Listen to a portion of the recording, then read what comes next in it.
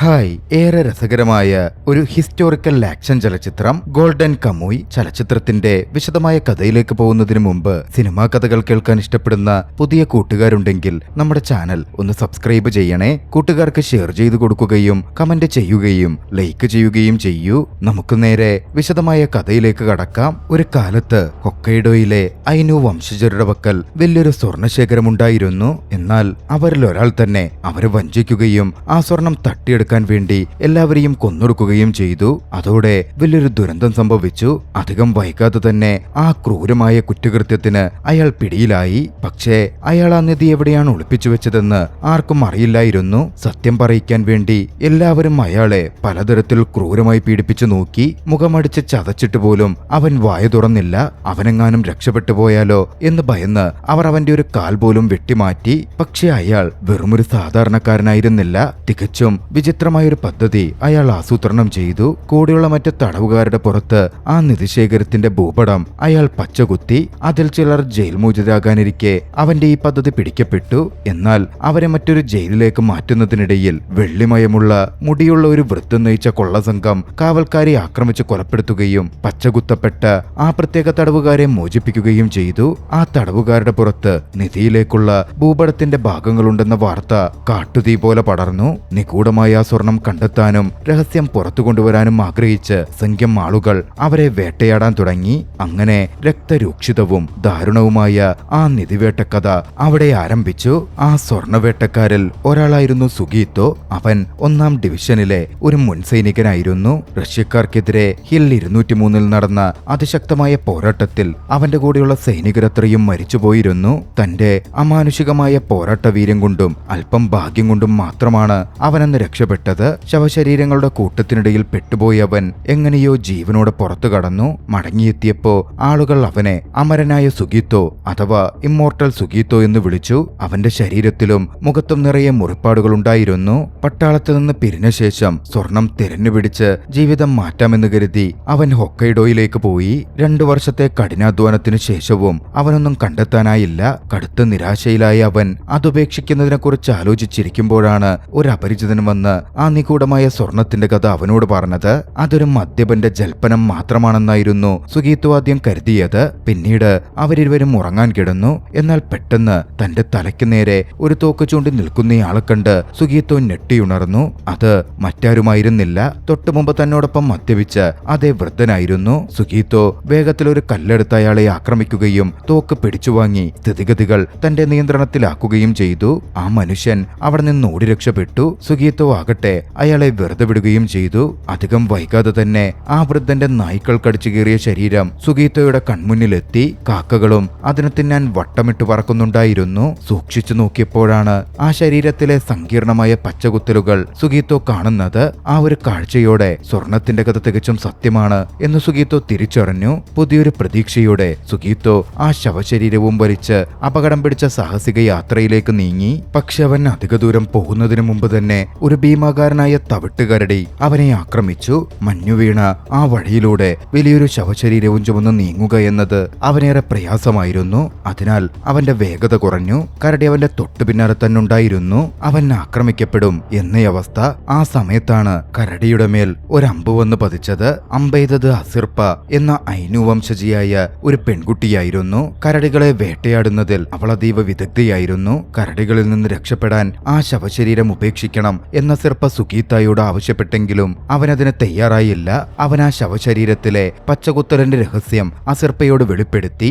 അവൾ ആ കഥ പൂർണ്ണമായും വിശ്വസിക്കുന്നു എന്ന് പറഞ്ഞത് അവനെ അത്ഭുതപ്പെടുത്തുകയും ചെയ്തു. ആ സ്വർണക്കൊള്ളക്കാരൻ കൊലപ്പെടുത്തിയ ഇരകളിൽ ഒരാൾ അസിർപ്പയുടെ സ്വന്തം പിതാവായിരുന്നുവത്രേ. ഒരുമിച്ച് പ്രവർത്തിക്കാമെന്ന് സുഗീത്തോ അവളോട് നിർദ്ദേശിച്ചു. കവർച്ച ചെയ്യപ്പെട്ട ആ സ്വർണം അവൾക്കും അവളുടെ ഗ്രാമത്തിനും തിരികെ നേടിക്കൊടുക്കാൻ സഹായിക്കാമെന്നും തനിക്കതിൽ നിന്ന് ചെറിയൊരു പങ്ക് മാത്രം മതിയെന്നും അവൻ അവളോട് വാഗ്ദാനം ചെയ്തു. അസിർപ്പ അതിന് സമ്മതിച്ചു. അവർ വേഗത്തിൽ തന്നെ ആ ശവശരീരത്തെ കരടിയെ പിടിക്കാനുള്ള ഇരയായി ഉപയോഗിക്കാൻ പദ്ധതിയിട്ടു. പ്രതീക്ഷിച്ചതുപോലെ തന്നെ ഒരു ഭീമൻ തവിട്ടുകരടി സുഗീത്തോയ്ക്ക് നേരെ പാഞ്ഞെടുത്തു. അസിർപ്പ തന്റെ വില്ല് കുലച്ചെങ്കിലും സുഗീത്തോ അവളോട് മാറാൻ ആംഗ്യം കാണിച്ചു. ആ കരടിയെ ഒറ്റയ്ക്ക് നേരിടാൻ അവൻ തീരുമാനിച്ചു കഴിഞ്ഞിരുന്നു. എന്നാൽ വെളിച്ചം പടർന്നപ്പോ അസിർപ്പ കരടിക്ക് നേരെ ഒരു അമ്പ് തൊടുത്തു. കോപം പൂണ്ട കരടി തിരിഞ്ഞവളെ ആക്രമിക്കാൻ തുനിഞ്ഞു. ആ സമയം പെട്ടെന്ന് ഒരു വെളുത്ത ചെന്നായ അവളെ സഹായിക്കാൻ ചാടി വീണു. സുഗീത്തോ കരടിക്ക് നേരെ വെടിവെച്ചതോടെ കരടിയുടെ ശ്രദ്ധ അവനിലേക്ക് തിരിയുകയും അത് വീണ്ടും അവന് നേരെ പാഞ്ഞെടുക്കുകയും ചെയ്തു. കരടി സുഗീത്തോയുടെ മേൽ ചാടി വീണെങ്കിലും അവിചാരിതമായി അവന്റെ റൈഫിൾ നിലത്തും കരടിയുടെ ശരീരത്തിലുമായി തടഞ്ഞു നിൽക്കുകയും കരടിയുടെ ശരീരത്തിലേക്ക് അത് തറഞ്ഞ് കയറുകയും ചെയ്തു. ഒടുവിൽ ആ കൂറ്റൻ മൃഗം ചത്തൊടുങ്ങി. സുഗീത്തോയും അസിർപ്പയും ചേർന്ന് 2 ഭീമൻ കരടികളെ വീഴ്ത്തിക്കഴിഞ്ഞിരുന്നു. എന്നാൽ ആ വലിയ ശവശരീരം മുഴുവനായി ചുമന്നുകൊണ്ട് പോയിക്കൊണ്ടേയിരിക്കാൻ കഴിയില്ല എന്നവർക്ക് മനസ്സിലായി. തുടർന്ന് ഐനു വംശജരുടെ രീതി പിന്തുടരാൻ സുഗീത്തോ തീരുമാനിച്ചു.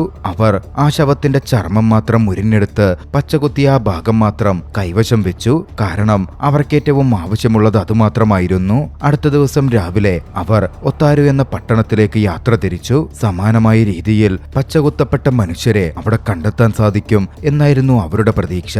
പച്ചകുത്തിയ ഭൂപടത്തിന്റെ ഒരു ചിത്രം കയ്യിൽ കരുതി അവർ എല്ലായിടവും അന്വേഷിച്ചു നടന്നു. അവർ ആദ്യം ചെന്നത് ഒരു വേശ്യാലയത്തിലേക്കായിരുന്നു. അവിടുത്തെ ഉടമസ്ഥന്റെ കണ്ണ് പെട്ടെന്ന് തന്നെ അസിർപ്പയുടെ മേൽ പതിഞ്ഞു. എന്നാൽ അസിർപ്പ അത്ര എളുപ്പത്തിൽ വീഴുന്നവളായിരുന്നില്ല. മാത്രവുമല്ല അവളുടെ കൂടെ സുഗീത്തോയും ഉണ്ടായിരുന്നല്ലോ. അവർ അയാളെ നന്നായിട്ടൊന്ന് വിരട്ടി. ഭയന്നുപോയ ആ മനുഷ്യൻ അങ്ങനെ ആരെയും കണ്ടിട്ടില്ല എന്ന് സമ്മതിച്ചു. ഇതേ കാര്യം അന്വേഷിച്ച് മറ്റു ചിലരും വന്നിരുന്നു എന്ന കാര്യവും വെളിപ്പെടുത്തി. അവിടെ നിന്ന് കാര്യമായ വിവരങ്ങളൊന്നും ലഭിക്കാത്തതിനെ തുടർന്ന് സുഗീത്തോയും അസിർപ്പയും വീണ്ടും കാട്ടിലേക്ക് മടങ്ങി. തങ്ങളെ ആരോ രഹസ്യമായി പിന്തുടരുന്നതായി അവർ പെട്ടെന്ന് ശ്രദ്ധിച്ചു. എന്നാൽ അസിർപ്പ അവിടെ ഒരു കെണിയൊരുക്കിയിട്ടുണ്ട് എന്ന കാര്യം ആ 2 വിഡ്ഢികളും അറിഞ്ഞിരുന്നില്ല.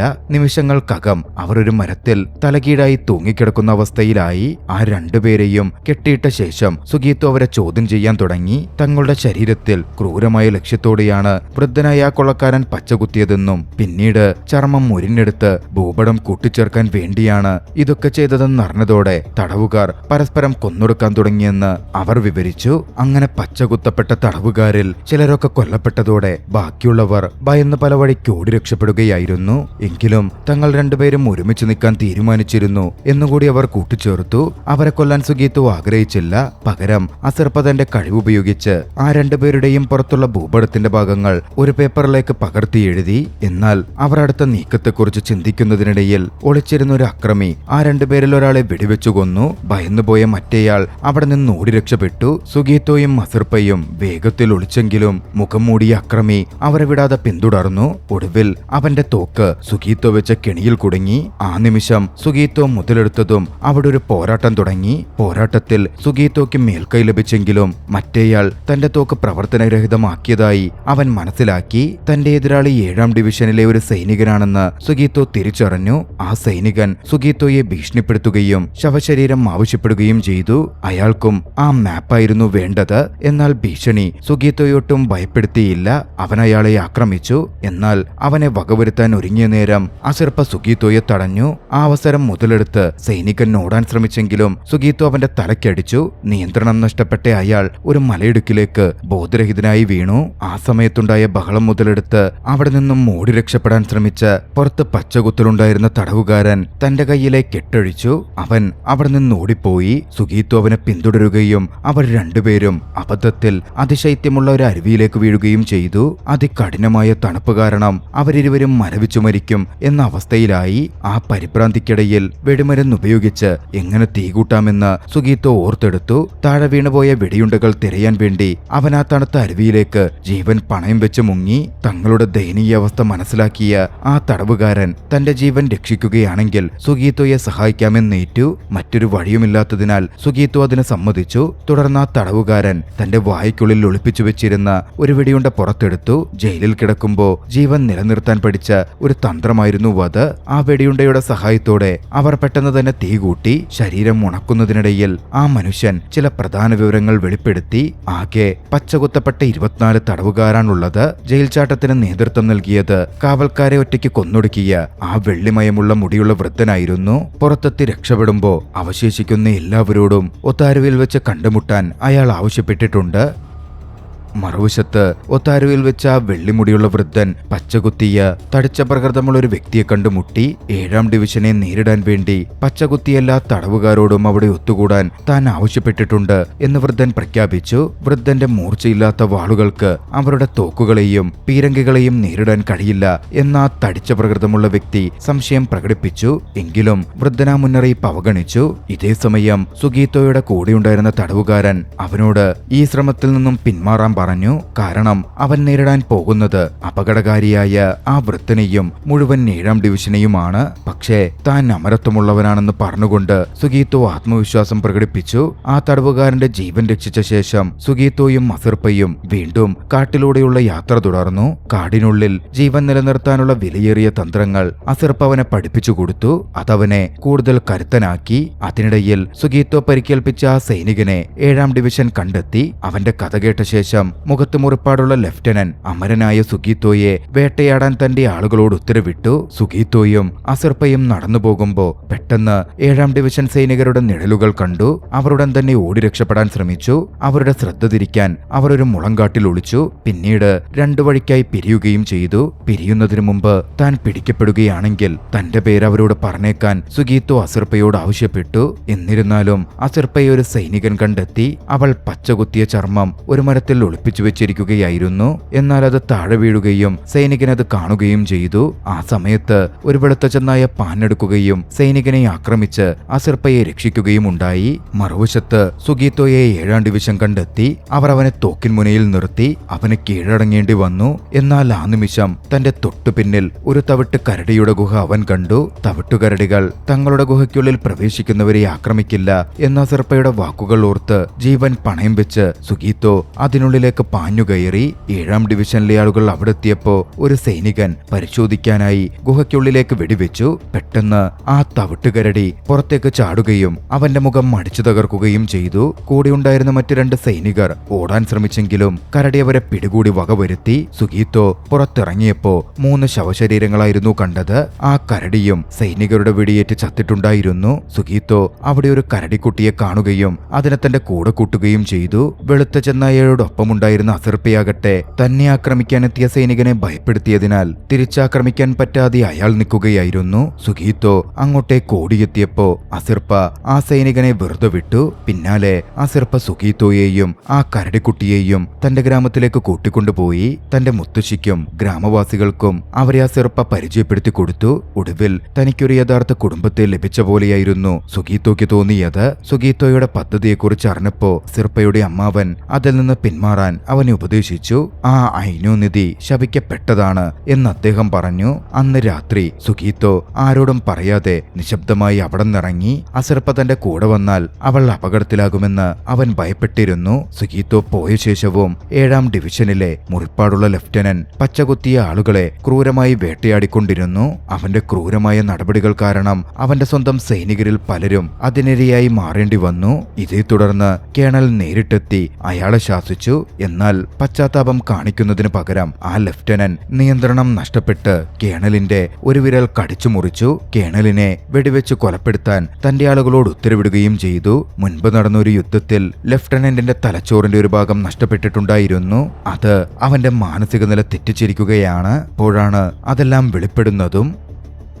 ഇതേസമയം ഒട്ടാരുവിൽ ഷിരാശി എന്നുപേരുള്ള ഒരു വ്യക്തി നടന്നു പോയിക്കൊണ്ടിരിക്കുകയായിരുന്നു. പച്ചകുത്തലുകളുള്ള ആ തടിച്ച പ്രകൃതമുള്ള വ്യക്തി അവനെ കണ്ടു. ഷിരാശി അവരിൽ നിന്ന് രക്ഷപ്പെടുകയും പട്രോളിംഗ് നടത്തുകയായിരുന്ന 7-ാം ഡിവിഷൻ സൈനികരുടെ മുന്നിൽ ചെന്നുപെടുകയും ചെയ്തു. അവൻ ഉടൻ തന്നെ ഒരു തന്ത്രം മെനഞ്ഞു. പച്ചകുത്തിയ ആളുകളെ തിരയുന്ന ഒരാൾ അവിടെയുണ്ടെന്ന് അവൻ സൈനികരോട് പറഞ്ഞു. പ്രതിഫലം മോഹിച്ച് ആ സൈനികർ തടിച്ച പ്രകൃതമുള്ള വ്യക്തിയെ തടയാൻ ശ്രമിച്ചെങ്കിലും അവരെയെല്ലാം അനായാസം വായുവിൽ അവൻ പറത്തിക്കളഞ്ഞു. തടിച്ച പ്രകൃതമുള്ള ആ വ്യക്തി ഷിരാശിയെ പിടികൂടാൻ ആഞ്ഞ നേരം അവിടെ ഒരു ഗ്രനേഡ് പൊട്ടിത്തെറിച്ചു. തുടർച്ചയായ സ്ഫോടനങ്ങൾ ആ നഗരത്തെ പിടിച്ചുകുലുക്കി. ആ നഗരത്തിലെ ബാങ്ക് കൊള്ളയടിക്കപ്പെടുകയായിരുന്നു.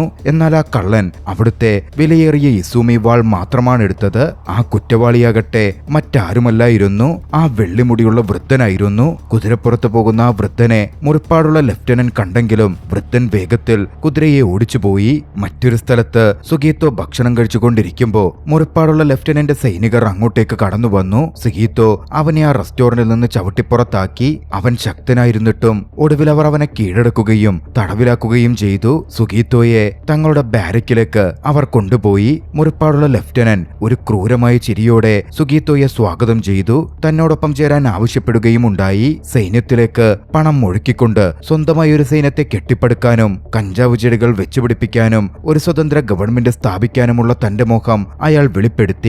തന്റെ ദാരുണമായ ഭൂതകാലത്തെക്കുറിച്ചും ഐനോനിധിയെ ഒരു താക്കോലാക്കി മാറ്റി തന്റേതായതെല്ലാം തിരിച്ചുപിടിക്കാനുള്ള തന്റെ ദൃഢനിശ്ചയത്തെപ്പറ്റിയും മുറിപ്പാടുള്ള ലഫ്റ്റനന്റ് പറഞ്ഞെങ്കിലും സുഗീത്തോ അവന്റെ മോഹങ്ങളെ പരിഹസിച്ചു ചിരിച്ചു. ഒട്ടും വൈകിയില്ല. ലഫ്റ്റനന്റ് സുഗീത്തോയുടെ വായ്ക്കുള്ളിലൂടെ ഒരു കമ്പി കുത്തി കയറ്റി. അതിനുശേഷം അവൻ ഐനു നാണയങ്ങൾ കാണിച്ച് ഐനു വംശജരെ കൂട്ടക്കൊല ചെയ്ത ശേഷം തനിക്ക് ലഭിച്ച നിധിയുടെ തെളിവുകളാണിത് എന്ന് പറഞ്ഞു. സുഗീത്തോ തന്നോടൊപ്പം ചേരണമെന്ന് അവൻ ആഗ്രഹിച്ചെങ്കിലും സുഗീത്തോ അതിന് വിസമ്മതിച്ചു. ലഫ്റ്റനന്റ് രാത്രി മുഴുവൻ സുഗീത്തോയെ ഉപദ്രവിച്ചു, പീഡിപ്പിച്ചു. അവൻ ഏതാണ്ട് മൃതപ്രായനായി. അതേസമയം അസിർപ്പ സുഗീത്തോയെ കുറിച്ച് ആകുലപ്പെടുകയായിരുന്നു. അവൾ അവന്റെ സോക്സുകൾ എടുത്ത് ആ വെളുത്ത ചെന്നായെ കൊണ്ട് മണപ്പിച്ചു. അതവളെ ശിരാശിയുടെ അടുത്തെത്തിച്ചു. അസിർപ്പ ശിരാശിയോട് സുഗീത്തോയെ കണ്ടെത്താൻ തന്നെ സഹായിക്കണം എന്നാവശ്യപ്പെട്ടു. പക്ഷേ ആ ലഫ്റ്റനന്റ് അടുത്തേക്ക് പോകുന്നത് മരണത്തിലേക്ക് നടന്നു കയറുന്നതിന് തുല്യമാണ് എന്നായിരുന്നു ശിരാശി മുന്നറിയിപ്പ് നൽകിയത്. അസിർപ്പ ആ നിമിഷം വിഷം പുരട്ടിയ തന്റെ അമ്പെടുത്ത് അവന് നേരെ ചൂണ്ടി ശിരാശിയെ ഭീഷണിപ്പെടുത്തി. ഒടുവിലൊരു നിബന്ധനയോടെ ശിരാശി സഹായിക്കാമെന്നേറ്റു. ശിരാശി അങ്ങനെ തന്റെ ജോലി തുടങ്ങി. ജയിൽ കമ്പികൾക്കിടയിലൂടെ എളുപ്പത്തിൽ ഊർന്നിറങ്ങാൻ വേണ്ടി അവൻ തന്റെ ശരീരത്തിൽ കരടിയുടെ നെയ് പുരട്ടി. സുഗീത്തോ ഉള്ള ഇടം കണ്ടെത്തിയിരുന്നവൻ അങ്ങോട്ടേക്ക് കടന്നെത്തി സുഗീത്തോയുടെ കെട്ടടിക്കാൻ തുടങ്ങി. കെട്ടടിക്കുന്ന നേരം 2 സൈനികർ അവരുടെ മുന്നിലെത്തിച്ചേർന്നു. സുഗീത്തോ ഒരു സൈനികനെ വീഴ്ത്തി. മുറിപ്പാടുള്ള ലഫ്റ്റനന്റ് അവിടെ എത്തിയപ്പോൾ തന്റെ കൂട്ടാളി മരിച്ചു കിടക്കുന്നതും ആഴത്തിലുള്ള മുറിവിൽ നിന്ന് കുടൽമാലകൾ പുറത്തു വന്ന അവസ്ഥയിൽ സുഗീത്തോ ഇരിക്കുന്നതുമായിരുന്നു കണ്ടത്. സുഗീത്തോ അതീവ ദുർബലനായിരുന്നെങ്കിലും ഉറച്ച ശബ്ദത്തിൽ പറഞ്ഞു, ലഫ്റ്റനന്റ് തന്റെ മുറിവുകൾ വെച്ചുകെട്ടുകയാണെങ്കിൽ, തന്റെ ജീവൻ സംരക്ഷിക്കുകയാണെങ്കിൽ താൻ ലഫ്റ്റനന്റിന്റെ കൂടെ നിൽക്കാം. തന്റെ കയ്യിലുള്ള പച്ചകുത്തിയ ചർമ്മങ്ങൾ നൽകുകയും ചെയ്യാം. ലഫ്റ്റനന്റ് അത് കേട്ടതും ഉടൻ തന്നെ സുഗീത്തോയെ ആശുപത്രിയിലേക്ക് കൊണ്ടുപോകാൻ തന്റെ ആളുകളോട് ഉത്തരവിട്ടു. സുഗീത്തോയെ വണ്ടിയിലേക്ക് കയറ്റുമ്പോ ആ ശവശരീരം തങ്ങളെ പറ്റിക്കാൻ സുഗീത്തോ ഒരുക്കിയ കെണിയായിരുന്നു എന്ന് ലഫ്റ്റനന്റ് തിരിച്ചറിഞ്ഞു. സുഗീത്തോയുടെ ശരീരത്തിൽ പറ്റിയിരുന്ന ആ രക്തവും ശരീരത്തിൽ കാണപ്പെട്ട മുറിപ്പാടുകളും യഥാർത്ഥത്തിൽ അവൻ കൊന്നുതള്ളിയ സൈനികനിൽ നിന്ന് തന്നെ ശരീരത്തിലേക്കാക്കിയതായിരുന്നു. യഥാർത്ഥത്തിൽ സുഗീത്തോക്ക് അധികം പരിക്കുകളൊന്നും ഉണ്ടായിരുന്നില്ല. അതോടെ സുഗീത്തോയെ പിന്തുടരാൻ ലഫ്റ്റനന്റ് തന്റെ ആളുകളെ പറഞ്ഞയച്ചു. പക്ഷെ ആ സമയം കൊണ്ട് സുഗീത്തോയുടെ വണ്ടി മുന്നിലേക്ക് പോയി കഴിഞ്ഞിരുന്നു. സുരക്ഷിതമായ ഇടമെത്തി എന്ന് ബോധ്യപ്പെട്ടതും സുഗീത്തോ ചാടിയെഴുന്നേറ്റു. അവിടുണ്ടായിരുന്ന കാവൽക്കാരെ ആക്രമിച്ചു. അവരിൽ ഒരാൾ ഒഴികെ ബാക്കി എല്ലാവരെയും അവൻ വീഴ്ത്തി. അവശേഷിച്ച സൈനികൻ തന്റെ ജീവൻ പണയം വെച്ച് സുഗീത്തോയെ കുത്താൻ നോക്കിയെങ്കിലും സുഗീത്തോ അതിനെ പ്രതിരോധിക്കുകയും അവനെ ശക്തമായി ചവിട്ടി വണ്ടിയിൽ നിന്ന് ദൂരേക്ക് തെറിപ്പിക്കുകയും ചെയ്തു. എന്നാൽ ആ സൈനികൻ സുഗീത്തോയെ പിടുത്തമിട്ടത് കാരണം രണ്ടുപേരും വണ്ടിയിൽ നിന്ന് പുറത്തേക്ക് വീഴുന്ന ഘട്ടമെത്തി. ഒരു കയറിൽ മാത്രമായി സുഗീത്തോ തൂങ്ങിക്കിടന്നു. ആ കൃത്യസമയത്ത് അസിർപ്പ അവിടെ പ്രത്യക്ഷപ്പെട്ടു. സുഗീത്തോയെ വണ്ടിയിലേക്ക് വലിച്ചു കയറ്റി. സുഗീത്തോ സുരക്ഷിതനായതും അസിർപ്പ ആ കയർ മുറിച്ചു മാറ്റി അവരെ സൈനികനിൽ നിന്ന് രക്ഷപ്പെടുത്തി. എന്നിരുന്നാലും മറ്റൊരു മനുഷ്യൻ കൂടി ദേഷ്യത്തോടെ അവരെ പിന്തുടർന്നു വന്നു. സുഗീത്തോ തൊട്ടുമുമ്പ് കൊന്ന സൈനികന്റെ സഹോദരനായിരുന്നു അത്. സുഗീത്തോ വേഗത്തിൽ മറ്റൊരു സൈനികനെ വെടിവെച്ചിട്ടു. അതിനിടയിൽ സുഗീത്തോയുടെ പ്രധാന ശത്രു വണ്ടിയിലേക്ക് ചാടിക്കയറി. അവർ രണ്ടുപേരും ജീവൻ മരണ പോരാട്ടത്തിലേർപ്പെട്ടു. അസിർപ്പ കുതിരയെ പരമാവധി വേഗത്തിൽ മുന്നോട്ടോടിച്ചു. അവർ തമ്മിൽ പോരാടിക്കൊണ്ടിരിക്കുമ്പോൾ അസിർപ്പ വണ്ടിയുടെ ഒരു വശത്തെ കെട്ടുകൾ വേഗത്തിലഴിച്ചു മാറ്റി. ശത്രു കേടുപാടുകൾ സംഭവിച്ച ആ വണ്ടിയിൽ തൂങ്ങിക്കിടക്കാൻ നേരം കുതിരയുടെ പുറത്തേക്ക് ചാടാൻ അവൾ സുഗീത്തോയ്ക്ക് സിഗ്നൽ നൽകി. വണ്ടി ഒരു വളവിലെത്തിയപ്പോ സുഗീത്തോ കുതിര പുറത്തേക്ക് ചാടി. വണ്ടിയാകട്ടെ നിയന്ത്രണം വിട്ട് അവിടുള്ള മഞ്ഞുകൂനയിലേക്ക് ഇടിച്ചു കയറി. ആ സൈനികൻ പുറത്തേക്ക് തെറിച്ചു വീണു. വണ്ടിക്കടിയിൽപ്പെട്ടു. സുഗീത്തോയും അസിർപ്പയും കുതിരപ്പുറത്ത് മുന്നോട്ട് യാത്ര തുടർന്നു. താൻ പെട്ട ആ കുരുക്കിൽ നിന്നും സുഗീത്തോ രക്ഷപ്പെടുകയായിരുന്നു. ഇതേസമയം മുറിപ്പാടുള്ള ലഫ്റ്റനന്റിന്റെ ആസ്ഥാനത്ത് ശിരാശി തീയിട്ടിരുന്നു. കൂട്ടത്തിൽ അവൻ പച്ചകുത്തിയ മനുഷ്യചർമ്മം കണ്ടെത്താമോ എന്ന് തിരഞ്ഞു. പക്ഷെ അവന് ഒന്നും കണ്ടെത്താനായില്ല.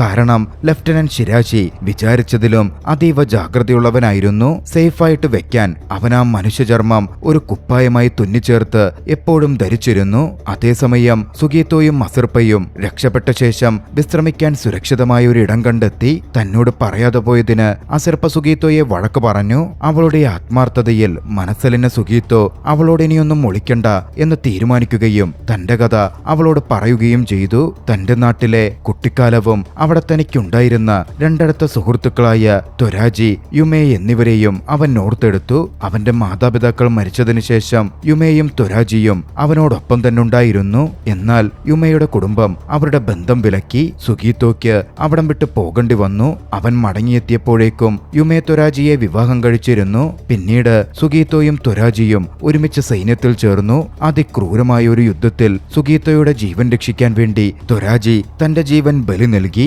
മരിക്കുന്നതിന് മുമ്പ് അവന്റെ അവസാന ആഗ്രഹം യുമേയുടെ കണ്ണിന്റെ കാഴ്ച ചികിത്സിക്കാൻ വേണ്ടി ഹൊക്കൈഡോയിൽ നിന്ന് സ്വർണം കണ്ടെത്തണമെന്നായിരുന്നു. അവൻ ആ ദൗത്യം സുഗീത്തോയെ ഏൽപ്പിച്ചു. മരിച്ചുപോയ തന്റെ പ്രിയ സുഹൃത്തിന് നൽകിയ വാക്ക് പാലിക്കാനാണ് സുഗീത്തോ ഇപ്പോൾ ആ നദിക്ക് വേണ്ടി അത്രയധികം കഷ്ടപ്പെടുന്നത്. ആ കഥ കേട്ടതോടെ അസിർപ്പയ്ക്ക് സുഗീത്തോയുടെ ദൃഢനിശ്ചയം മനസ്സിലായി. അവൾ അവനോടൊപ്പം യാത്ര ചെയ്യാമെന്നും അവന്റെ മരിച്ചുപോയ സുഹൃത്തിന്റെ ആഗ്രഹം നിറവേറ്റാമെന്നും വാഗ്ദാനം ചെയ്തു. സുഗീത്തോ അവളുടെ സഹായം നിരസിച്ചില്ല. ഇതേ സമയം മറ്റൊരിടത്ത് ആ വെള്ളിമുടിയുള്ള വൃദ്ധൻ തന്റെ വിശ്വസ്തരായ കൂട്ടാളികളെ ഒന്നിച്ചു കൂട്ടുകയായിരുന്നു. നിധി കണ്ടെത്തി റിപ്പബ്ലിക് ഓഫ് ഇയോ പുനഃസ്ഥാപിക്കാനുള്ള തന്റെ ആഗ്രഹം അദ്ദേഹം വെളിപ്പെടുത്തി. അയാളെ പിന്തുടർന്ന തടിച്ച പ്രകൃതമുള്ള ആ വ്യക്തി അത് കേട്ട് പരിഹസിച്ചു ചിരിച്ചു. എന്നാൽ വെള്ളിമുടിയുള്ള വൃദ്ധൻ ഒരു കുസൃതി ചിരിയോടെ ആ സ്വർണശേഖരം ആ തടിച്ച പ്രകൃതമുള്ള വ്യക്തി ചിന്തിക്കുന്നതിനേക്കാൾ 100 ഇരട്ടി വലുതാണെന്ന് പറഞ്ഞു.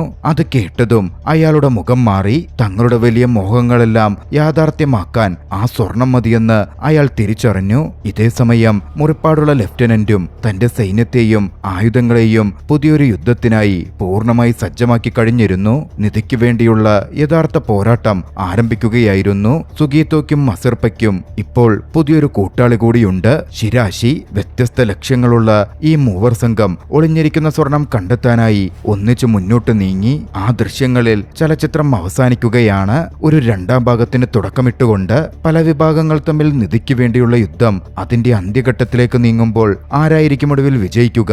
ആ വലിയ നിധി സ്വന്തമാക്കുക അമരനായ സുഗീത്തോയോ, വെള്ളിമുടിയുള്ള ആ വൃദ്ധനോ, അതോ മുറിപ്പാടുമായി ജീവിക്കുന്ന ലെഫ്റ്റനന്റോ? നിങ്ങളുടെ അഭിപ്രായങ്ങൾ കമന്റിൽ പറയുമല്ലോ. ഈ കഥ ഇഷ്ടമായെങ്കിൽ ലൈക്ക് ചെയ്യുക, അഭിപ്രായങ്ങൾ കമന്റുകളിൽ രേഖപ്പെടുത്തുക. കഴിയുമെങ്കിൽ ചാനൽ സബ്സ്ക്രൈബ് ചെയ്ത് ഞങ്ങളെ സപ്പോർട്ട് ചെയ്യുക. അടുത്ത വീഡിയോയിൽ മറ്റൊരു മികച്ച ചലച്ചിത്രവുമായി നമുക്ക് കണ്ടുമുട്ടാം. അതുവരെ ബൈ.